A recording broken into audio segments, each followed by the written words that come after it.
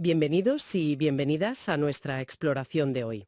Bueno, a ver, para arrancar, pongámonos en situación. Imaginemos por un momento la gran final de un torneo de fútbol crucial. Vale.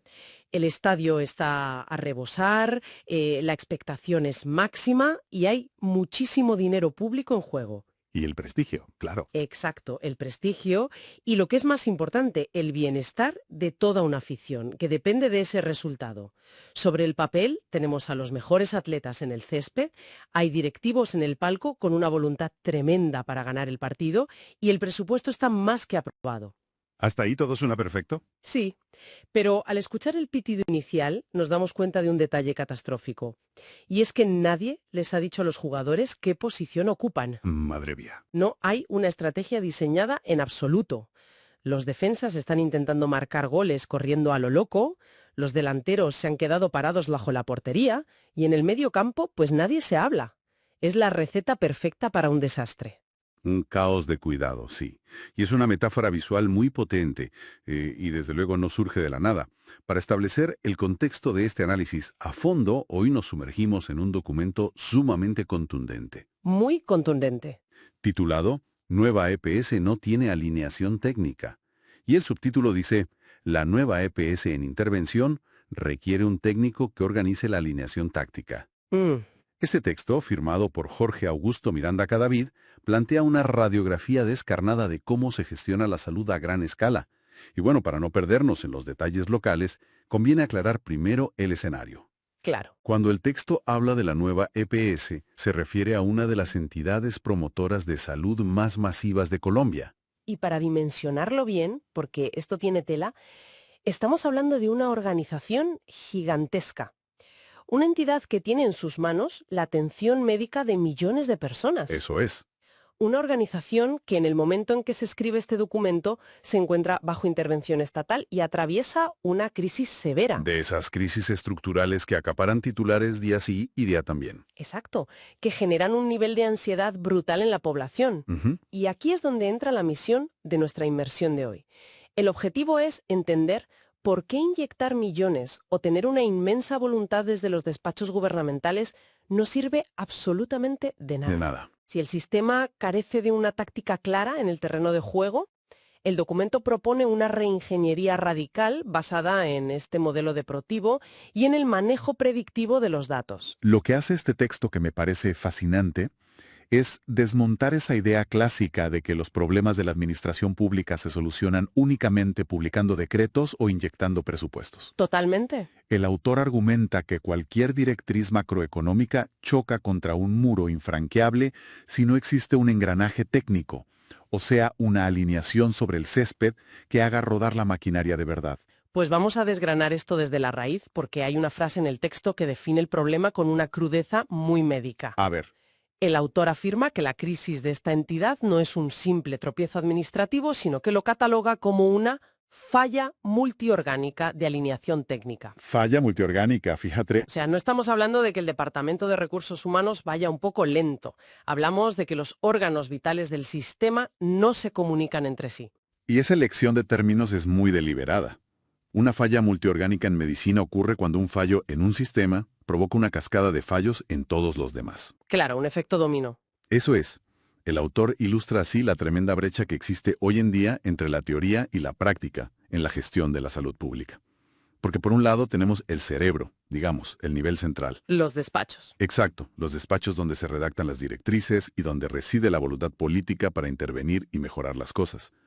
Pero cuando la mirada desciende hacia la ejecución táctica, hacia el día a día de los hospitales y los centros de salud, la fragmentación es total. Ya. Es como tener un cerebro hiperactivo enviando órdenes a unos músculos que tienen los nervios cortados. El resultado de esa desconexión no es otro que la parálisis.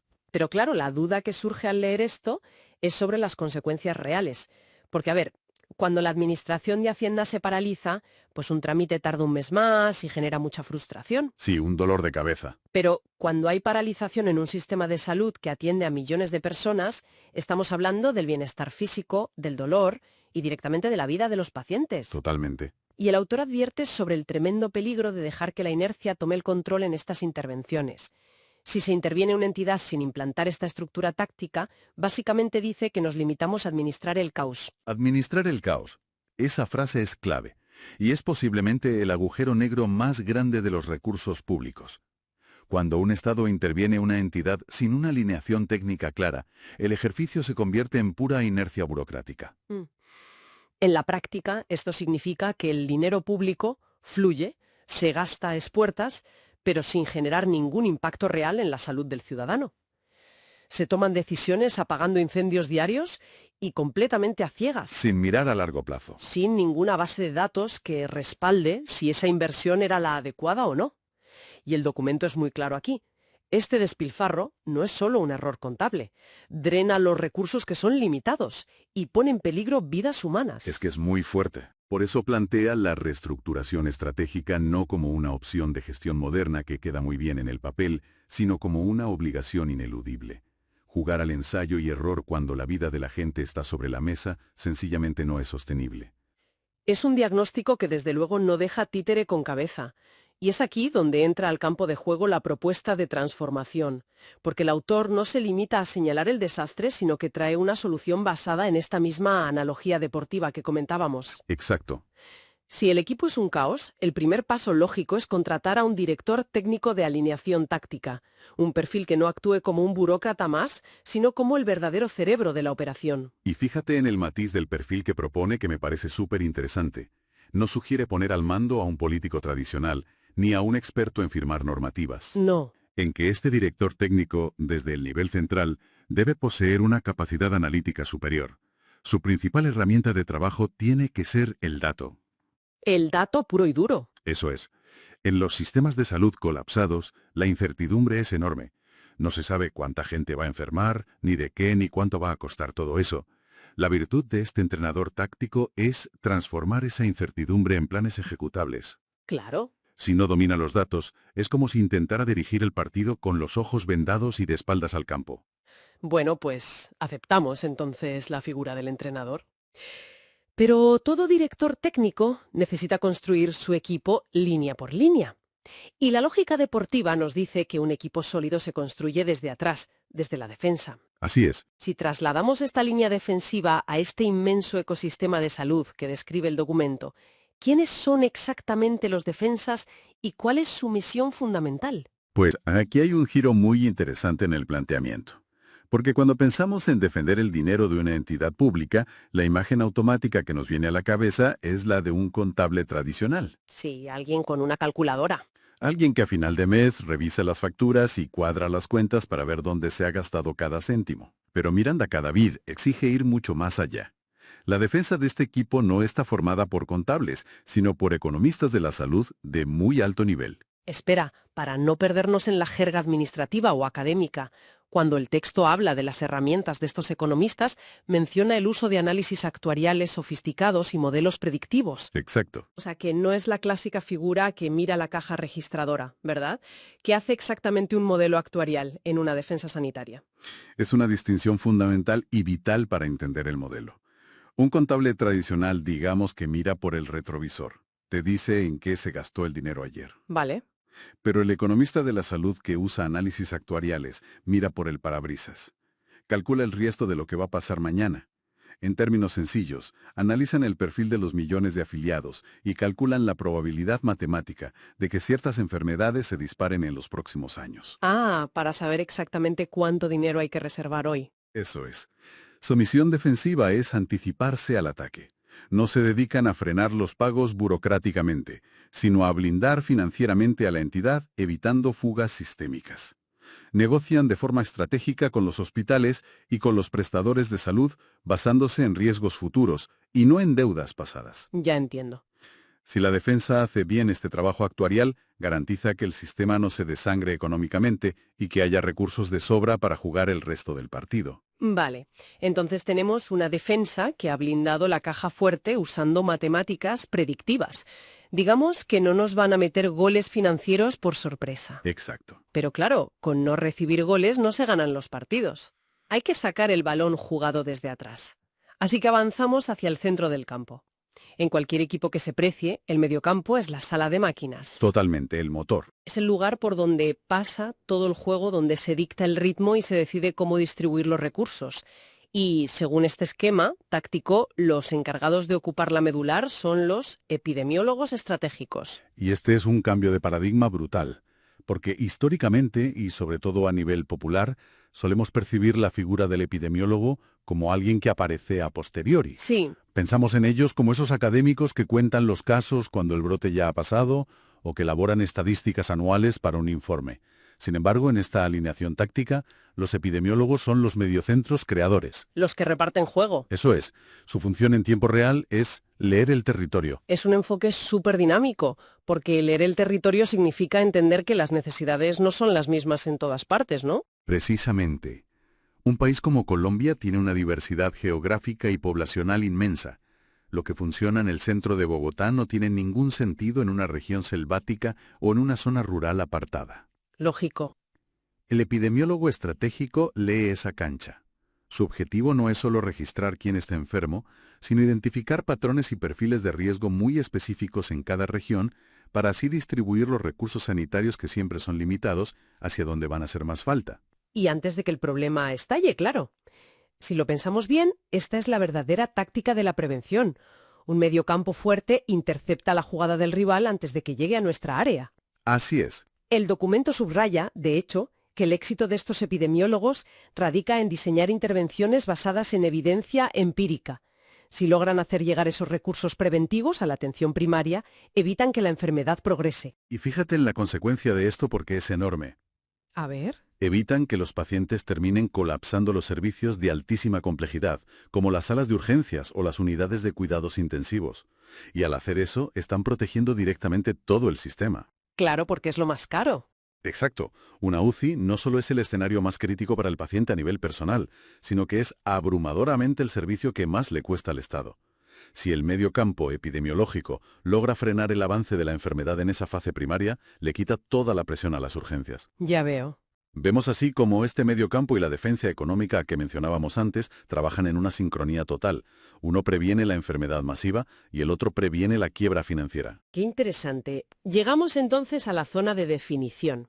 Subimos al ataque. La delantera es la cara visible de la entidad. Los jugadores que tienen ese contacto final y directo con el paciente. ¿Sí? Y según el documento, esta línea tiene que estar obsesionada con marcar lo que denomina el gol de la calidad. Es la unidad que tiene el mandato absoluto de innovar y de romper los moldes tradicionales y pesados de la atención médica. Y las herramientas que se le exigen a esta delantera son de absoluta vanguardia. El texto menciona, por ejemplo, la implementación masiva de la telemedicina, el uso de inteligencia artificial de apoyo en los diagnósticos tempranos y una transición hacia una medicina muchísimo más personalizada. El propósito fundamental de esta delantera es dotar al sistema de agilidad. Se trata de derribar de una vez ese muro burocrático donde un paciente tiene que hacer filas interminables de madrugada solo para conseguir una autorización en un trozo de papel. ¡Qué horror!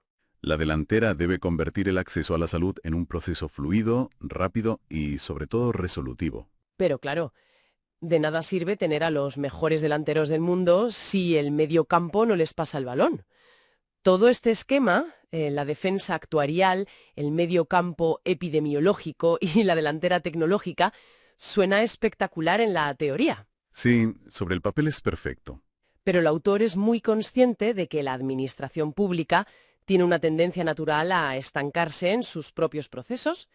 Para entender verdaderamente si esta alineación sirve de algo, tenemos que ver cómo fluye la jugada completa en la realidad. Así es, ninguna estrategia de pizarra sirve de nada si los jugadores no se pasan la pelota. El documento desglosa una secuencia operativa que es fundamental en 3 fases, para asegurar que el sistema no se quede congelado en las oficinas centrales. Estos 3 pasos son el saque, el avance y la victoria. Pues para visualizar esto bien y no quedarnos solo en la teoría administrativa, vamos a aplicar este flujo de 3 pasos a un caso práctico, a un paciente hipotético que represente a esa población a la que la nueva EPS debe atender. Me parece perfecto. Imaginemos a un señor, pongamos que se llama Carlos, que vive en una región rural, a varias horas en coche del hospital de alta complejidad más cercano. Si aplicamos la táctica del autor, ¿cómo empieza esta jugada para Carlos? Bueno, pues todo arranca con el saque.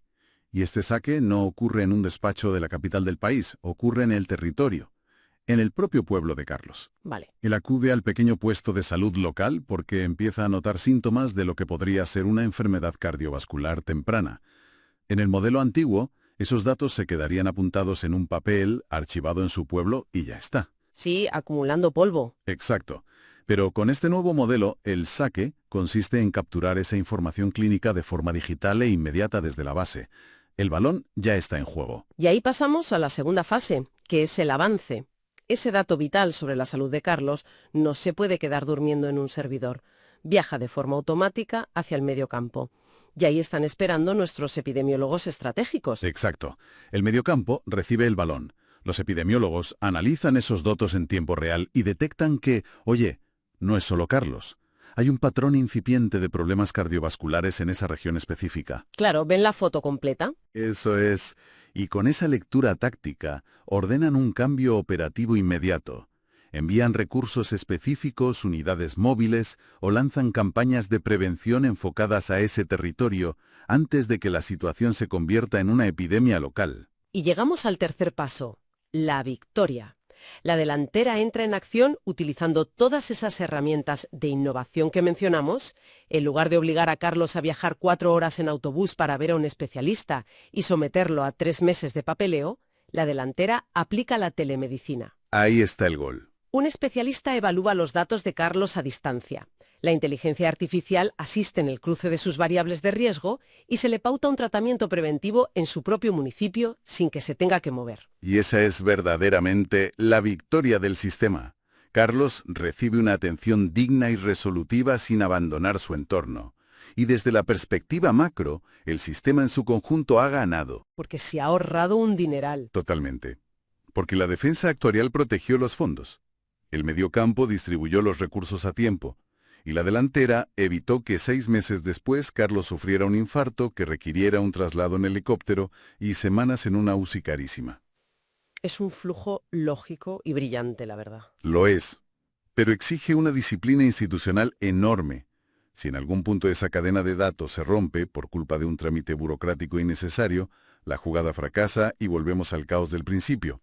Es fascinante cuando nos damos cuenta de cómo al seguir el rastro del balón, o en este caso el rastro de los datos, todo cobra sentido. Sí, sí. Si hacemos una recapitulación de esta inmersión, hemos visto cómo el problema real no suele ser la falta de buenas intenciones de los políticos de turno.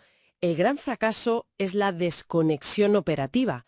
Hemos entendido la necesidad vital de una defensa financiera que use matemáticas predictivas, de un mediocampo de epidemiólogos que anticipen los golpes leyendo el territorio y de una delantera tecnológica que acerque la solución al paciente con agilidad. Ese es un resumen perfecto. Y para cerrar este círculo conceptual, creo que es imperativo recuperar la conclusión textual que deja Jorge Augusto Miranda Cadavid en su documento porque resume perfectamente ese abismo entre el éxito y el desastre. A ver. Él escribe: la intervención sin alineación técnica es solo una administración temporal del fracaso. La intervención con alineación táctica es el inicio de la resiliencia sistémica. Es una reflexión muy cruda, pero estoy convencido de que es absolutamente necesaria. Y si damos un paso atrás y observamos todo lo que hemos analizado hoy, es evidente que el aprendizaje trasciende con creces el ámbito de la salud en Colombia. Desde luego. Lo que este documento nos ofrece es una lección maestra y universal sobre la anatomía del fracaso en las grandes burocracias.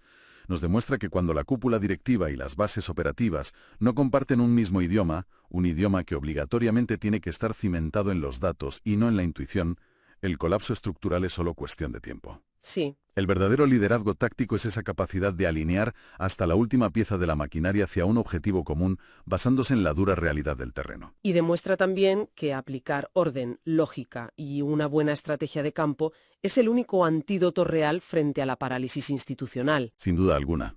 Y me gustaría aprovechar este análisis a fondo para dejar una idea flotando en el aire a modo de reflexión final para quienes nos escuchan hoy. Adelante. Si someter a una colosal organización de salud al escrutinio de un modelo deportivo expone con tanta claridad las grietas y los fallos catastróficos de la administración tradicional, ¿qué ocurriría si nos atreviéramos a aplicar esta misma lupa a otros sectores fundamentales? Pensemos por un momento en otros pilares públicos que a menudo se perciben como lentos, ineficientes o directamente colapsados, como podría ser la educación pública o la gestión de grandes infraestructuras. Es un buen punto. ¿Sería posible revolucionar estos sistemas desde sus cimientos si decidiéramos de forma drástica prescindir de los burócratas de despacho y empezar a contratar entrenadores tácticos que usan los modelos predictivos como su pizarra de juego diaria? Es sin duda un replanteamiento profundo, que invita a cuestionar casi todo lo que damos por sentado cuando hablamos de lo público.